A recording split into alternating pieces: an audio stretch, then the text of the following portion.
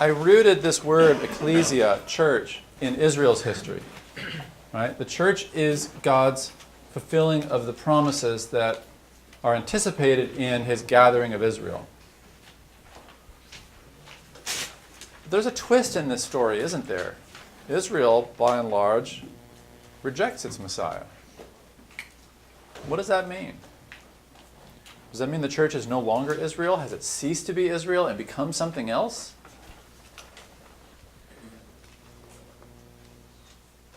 The New Testament continues to use the imagery of Israel to describe itself.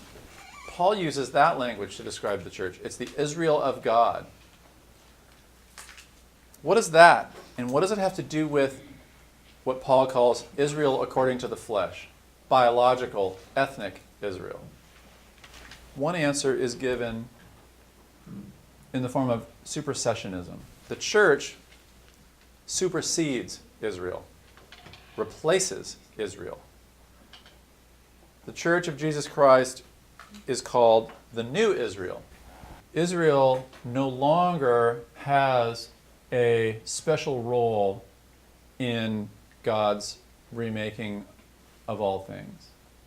There are some persuasive reasons why the church ended up thinking that way. I gave you, I think, the parable of the vineyard that Jesus uses to narrate his own ministry.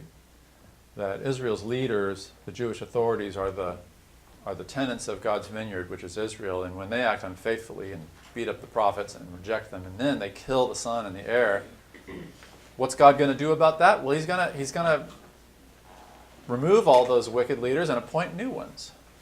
That sounds like his apostles, right? That sounds like the vindication of the Son and the appointing of his apostles as the new tenants of God's vineyard.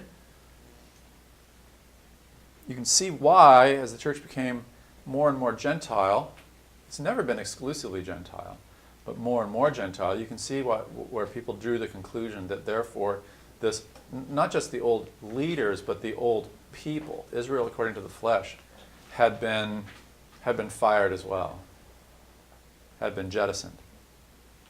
So there's a lot of theology in the classical Christian tradition that takes on a supersessionist framework that treats Jews as formerly elect.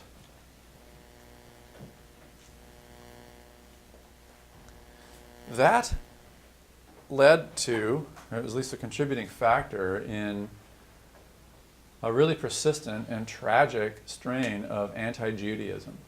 And the Holocaust has led to a real rethinking in Christian theology about what the relationship is between the church and those Jews who reject Jesus as the Messiah.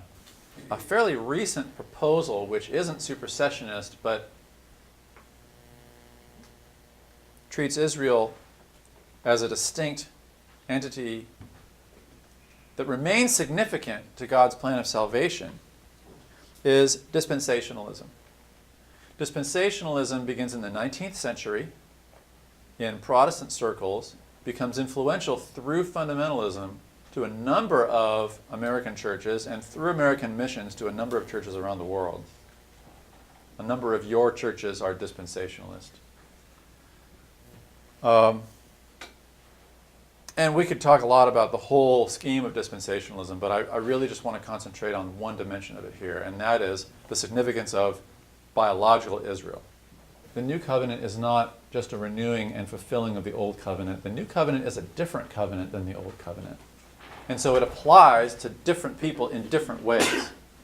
Dispensationalists see God's relationship with the world as changing with every new covenant that God makes with humanity. First, God makes a covenant with Adam, then another covenant with Abraham, then another covenant with Moses, then another covenant, etc.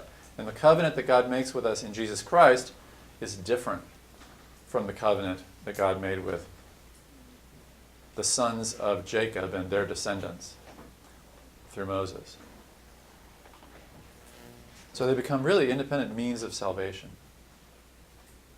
You see that playing out if you look at dispensationalist interpretations of the book of Revelation. The Gentile church is raptured, taken off the face of the earth, and then Jews start believing in Jesus in a massive way for the first time until 144,000 of them come to faith. And they become the bearers of the good news in an age that doesn't any longer have the church. That's a dispensationalist way of reading the book of Revelation. All right? It sees us as on different tracks. In a pluralistic age like we have, and here you're reading about this in Newbegin, a broader cultural answer, which is shared by many Christians, although not really taught very, very often, formally, is different. As Jews and Christians are adherents to two different religions, and different religions are different roads up the same mountain. And there's not a really well worked out theological framework or eschatology or biblical interpretation that's at play. There's just an assumption of pluralism that God honors different religions in different ways by bringing them all to God's common goal. That's pluralism. But as you're seeing in the book, God does that. God would have to do that in a way that trivializes our differences, in a way that makes it inconsequential whether Jesus is or isn't the Messiah, whether he is or isn't alive. The picture that Paul paints in Romans 9 to 11, where he is addressing just this question: what about biological Israel? Paul is doing the difficult work of reading his times through the Bible's lens to know the present and the future. And the conclusion that he comes to isn't supersessionist, because if it were supersessionist, Israel would just become like every other nation. An object of mission, one of the tribes around the throne, no different than all the rest. That's not how he treats it in Romans 9 through 11. And it's also not a dispensationalist framework where there are two different roads to salvation. There is one. And Romans testifies to it from beginning to end. He also doesn't treat it in a pluralist way, where there's different roads up the same mountain and they're more or less independent of one another and they don't really need one another. That's not at all how he speaks. He says things like God has used Israel's rejection to drive the good news to the nations, and then God's going to use the zeal of the nations to drive Israel to the jealousy of coming back to its lover, like the prophets foresee. And so there's an interconnecting and an interplay of these peoples, by which God has consigned all to disobedience, that he may have mercy on all. And so all Israel will be saved. A hardening has come on Israel in part for the time being, but that is so that we are driven to our common destiny. And our common destiny is faith and salvation.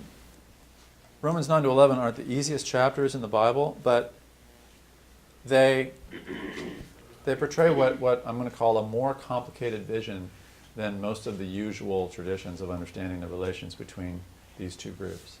You can talk about two different stages in this one story, except there are anticipations of that cosmic significance in the Old Testament. Under Solomon, you have the Queen of Sheba, you have these other peoples who are like, hey, look what's going on in Israel. Man, what do they got? There's the book of Ruth. There's the first confession of faith after the covenant, and it comes from a Canaanite prostitute. It comes from Rahab. And she's the one who gets it. She's the first one in the promised land who gets it. So there's always these twists. The early church loved to think about Rahab's scarlet thread. Why is it scarlet?